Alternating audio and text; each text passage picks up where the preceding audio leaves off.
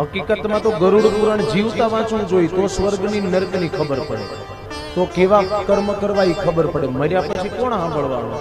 જે જતો રહ્યો છે એ તો સાંભળવાનો છે નહીં. એને જ સંભળાવવાનું હતું તો જીવતા સંભળાવાય ને.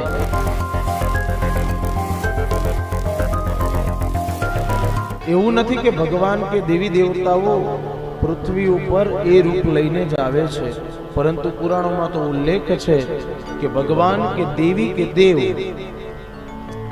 અંશ અવતાર, કલા અવતાર, પૂર્ણાવતાર, અંશાંશ અવતાર કોઈ પણ પ્રકારે અવતાર લઈને આવી શકે. પછી કોઈ સંતના રૂપે પણ આવી શકે. એ કહી ન શકે. મર્યાદા હોય, બધા પડદા રાખેલા હોય. ભગવાન રામ અવતાર લઈને આવ્યા તો એવું નહોતું કહ્યું કે હું 14 બ્રહ્માંડનો નાથ રામ છું. કૃષ્ણ ગીતામાં બોલ્યા છે કે માયા મારા અધીન છે, ત્યારે એવું ખબર પડે છે કે આ પરમ તત્વ છે. બાકી અભિમાન નહોતું કર્યું કે હું કૃષ્ણ છું.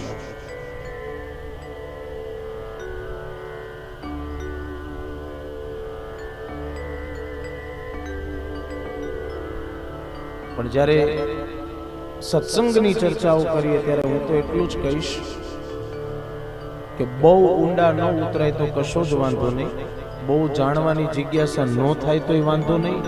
જાણ્યા પછી પણ જો ભ્રમ થાય ને એ મહાપાપ છે. પુરાણોમાં તો વારે વારે આવે કે ફલાણા અસુરે આટલા 1000 વર્ષ તપ કર્યું, આ ઋષિએ આટલા 1000 વર્ષ સુધી તપશ્ચર્યા કરી. જ્યારે મનની અંદર એવો ભ્રમ થાય કે આ બધી ખાલી બનાવેલી વાતો છે, ત્યારે માનવાનું કે આપણે પાપ કરીએ છીએ. પુરાણોમાં લખાયેલું, શાસ્ત્રોમાં લખાયેલું કર્મના વિધાનો, કર્મકાંડના વિધાનો એ ક્યારેય જૂઠા ન હોઈ શકે. આપણે ખોટા હોઈએ પણ એ વિધાનો ખોટા ન હોય.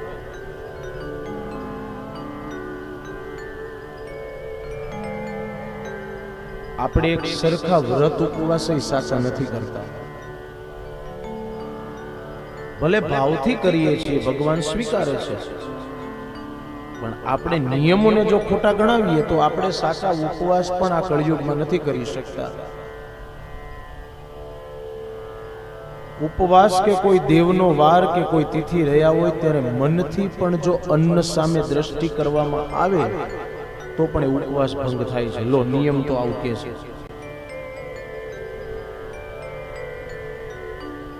ખાવાની વાત તો દૂરની છે. ફલાહાર ને આ બધું, ફરાળ ને આ બધું તો પછીની વાત છે. એ તો બધા કાઢેલા રસ્તા છે, સગવડો છે. મનથી જો એવું થાય કે મને ભૂખ લાગી છે અને મારે ખાવું છે, તોય ઉપવાસ નું ફળ મળતું નથી. નિયમો ખોટા નથી, આપણે ખોટા છીએ. નિયમો તો સત્ય જ છે, આપણે રસ્તા કાઢ્યા છે.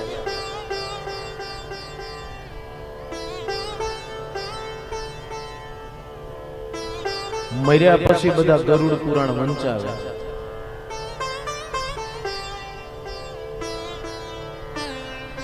એ તો 18 પુરાણમાંનું પુરાણ છે. મર્યા પછી શું કામ વંચાવે? હકીકતમાં તો ગરુડ પુરાણ જીવતા વાંચવું જોઈએ તો સ્વર્ગની નર્કની ખબર પડે, તો કેવા કર્મ કરવા એ ખબર પડે. મર્યા પછી કોણ સાંભળવાનું? જે જતો રહ્યો છે એ તો સાંભળવાનો છે નહીં.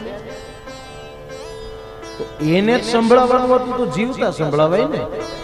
પણ પરંપરાઓ એવી ઉલટી પડી ગઈ છે કે એને સુધારતા સુધારતા હજી બીજા 100 વર્ષ જતા રહેશે.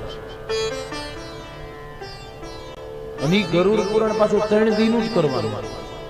3 દિનનું 3 કલાકનું. શું પૂરું થાય ગરુડ પુરાણ? ખાક પૂરું થાય? 9 દિવસે નો પૂરું થાય, 3 દિન પૂરું થાય.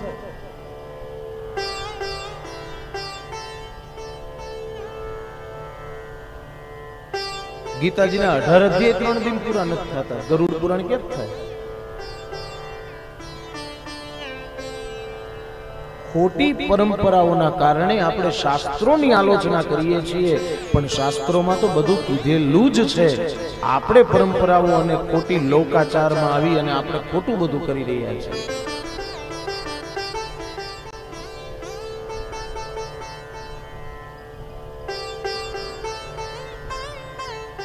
કર્મના સિદ્ધાંતો પ્રમાણે બધું હોય છે, બધું સાચું છે, પરંતુ અમુક પ્રથાઓ અતિશય ખોટી લૌકિક પાડી દીધી, કારણ વગરની, જેનું કોઈ કારણ નથી. અર્થ, ગણેશ ચતુર્થી હોય, આ ગણપતિ ઉત્સવ આવે, એને સત્યનારાયણ ભગવાનની કથાને હું સંબંધ કયો?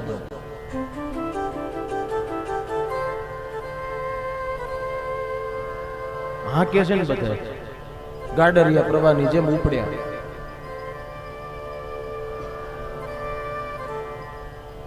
કથા નો કરી હોય ગણપતિને ઉત્સવ પહોંચે, હવે એને કઈ લેવા દેવા જ નથી. એવું ક્યાં શાસ્ત્રમાં લખ્યું?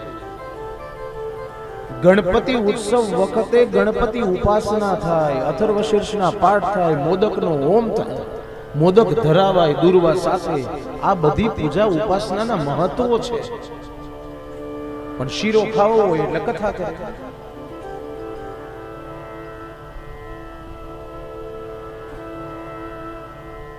આ ઘણીવાર બોલાઈ જાય, કડવું લાગે, પણ આ જે સત્ય છે એ છે. સાંભળનારાને કડવું લાગે, વિચારવા વાળાને લાગે આવું તો ક્યાંય કથામાં નથી આવતું, પણ આના હાટું તો કથા છે. આ સુધારવા હાટું જ કથા છે.